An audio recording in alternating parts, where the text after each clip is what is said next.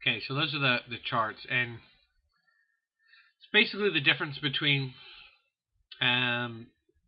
we'll talk about Unicode, or rather ASCII and decimal. So here you see that I do an int I equals a, and you can do that. That's just fine. Even though you say, well, that's a character, that's an int.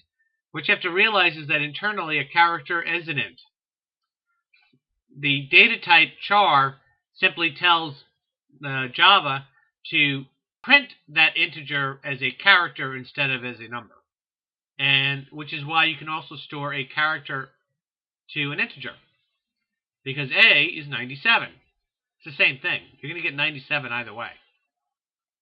I will print as 97 and C will print as A because of their data types. But really, chars and ints are the same thing. They're both integers. It's just a char is a integer with a special formatting instruction to display as a letter. So perfectly fine to do this. I can do this right here. I can also just do this 97. Okay.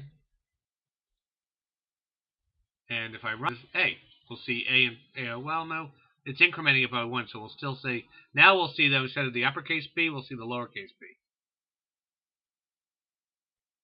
Right? See that? Lowercase b. Because if you look on the ASCII chart, 97 is the lowercase letter b.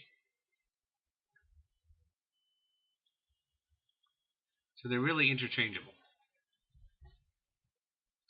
Monetary units, enter the amount in decimal representing dollars and cents in output. Report listing the monetary equivalent in single dollars, quarters, dimes, nickels, and pennies.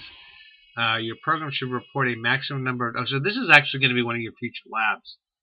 Let me see where it is. You got a lab that's going to do something like this. And I don't have all your labs up yet. Shoot. Let's see. Yeah, I don't have your labs all there yet. Let's see if I have to. I still have to update this stuff here. Labs. No, we don't have the lab.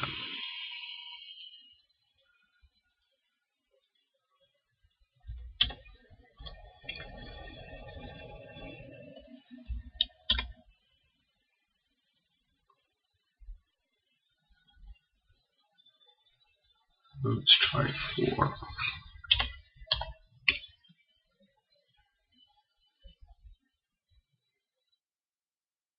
Alright, so yeah, we're gonna do something. You're gonna do something like that as lab 4. I have to get it posted.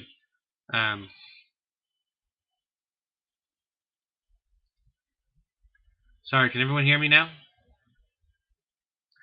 Okay, sorry about that, everyone. So what I'm saying here is that this is a problem in monetary units, and we're actually going to have a lab like this. So that's going to be lab 4 is going to be based on something like this. So we'll go over that when we get to lab 4. Let's see. This is, I think, their way of figuring out dollars and cents. Oh, this is a solution for finding it. I may have to change your lab since they're giving you the solution. This will be a good one to look at when you get to that lab. So you might want to bookmark it. Yeah, I'm not going to go. Yeah, I'm not going to go through it. I'm probably going to give you a different lab. Okay. So we're going to spend a lot of time on the string data type, but we'll go over it again. And we've already kind of looked at it a little bit. We've outputted different string types, and we've used it.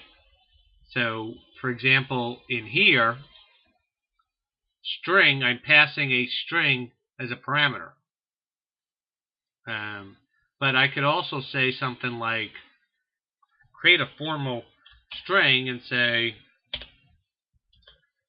string my or message is equal to that. Oops. Uh-oh.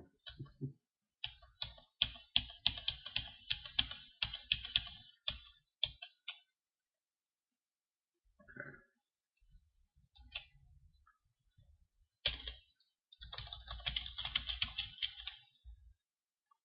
Then in here put MSG, message.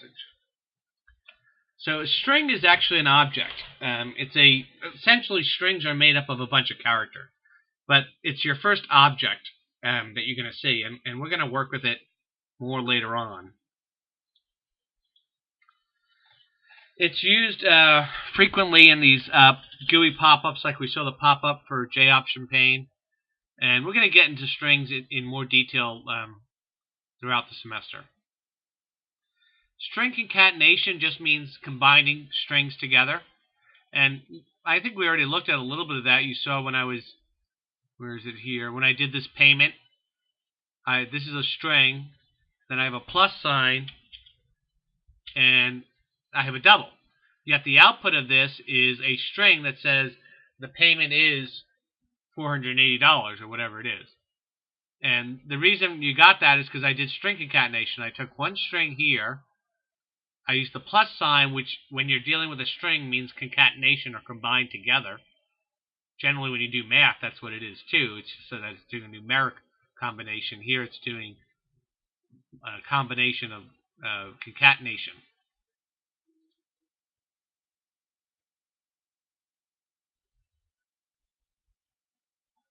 So that's for the loan amount. All right. 509.98. Okay. And they see that's the payment we got there.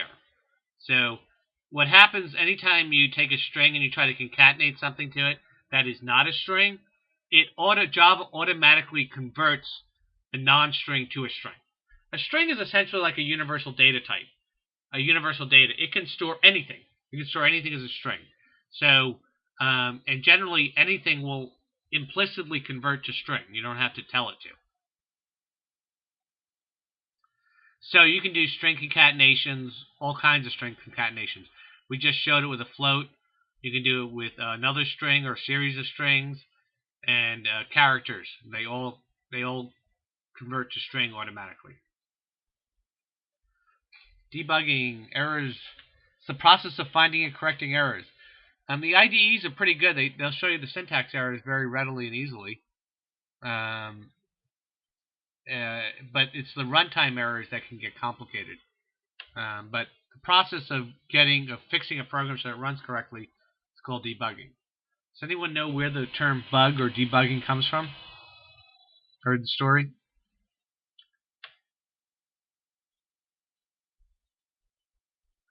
Okay, well, when the first computers came out in the 50s, I think, they used something called tubes.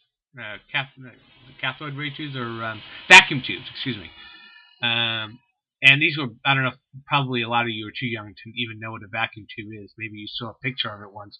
But it's a big, almost like a light bulb, but a really big light bulb. And these light bulbs or these tubes were used to store data in them the way memory or RAM, little RAM chips or USB drives are used today. But they were huge. And you literally had to have an air-conditioned factory in order to have, just to create a computer that had the computing power of not even an iPhone. It didn't even have the computing power of an iPhone, and it was huge. Well, they had a problem once when it wasn't working, and they went into the vacuum tubes to figure out what was going on. And they found a bug in one of the vacuum tubes, and that's what was stopping the entire computer from running. So ever since then, if something wasn't working with your program, it was called a bug. And getting rid of it was debugging it. Modern IDEs like NetBeans have something called a debugger, which allows you to step through programs and look at them.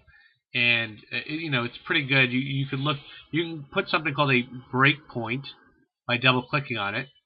And what that means is that the program will stop at that exact point. And then I can run this thing, debug file.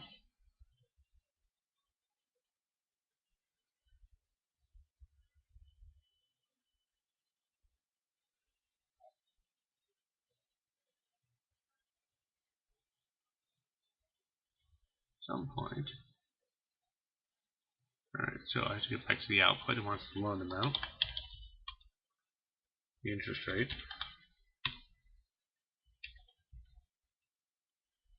Okay, now you see how it stopped there? The program literally stopped there. Now, if I want to, I can go and hover over the variables, and it tells me the amounts that's in there. So the program is essentially suspended, and I can look at what all its memory is while it's doing that. And that's a big part of debugging. And to finish the debugging, you just say continue, and it steps out. But you can, and this is a breakpoint, and you can put these breakpoints anywhere you want. So now it would stop right there, and you can put multiple breakpoints. So that's part of debugging, and if you're using something like NetBeans, you can do that sort of thing. J-option pane, we already showed you both the scanner and J-option pane for input and output. You can input a value as well. So where is that? I think over here. So for example, we created an input. I can also create a public static string prompt string message.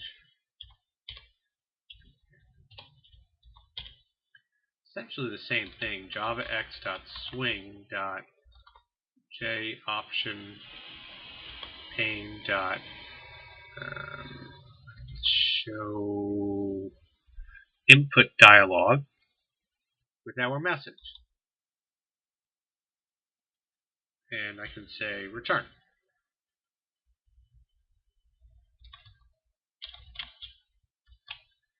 And now here I can say, instead of doing the term here, just leave that alone, I could say something like string, and I'm going to just call it temp is equal to prompt, enter the term.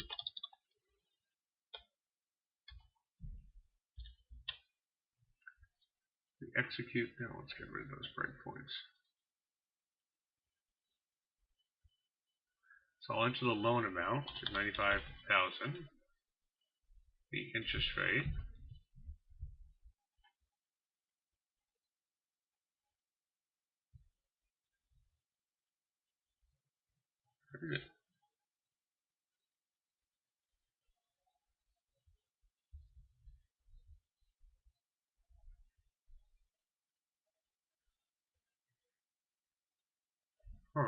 where is that? Oh, didn't show it. I wonder why that happened. Of course, that's kind of useless to me. No, let's put it in there.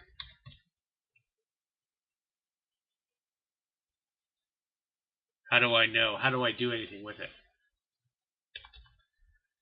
Because you get it back as a string.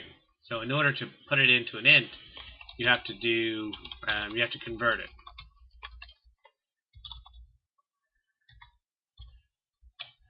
Then I can do this. Well,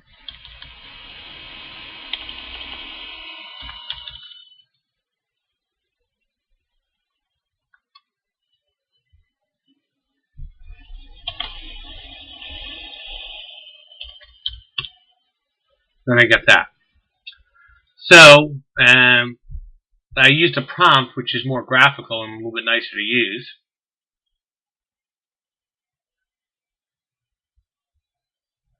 Doing that. The problem is with this is that you're going to get back a string. It always returns a string. And sometimes you wind up having to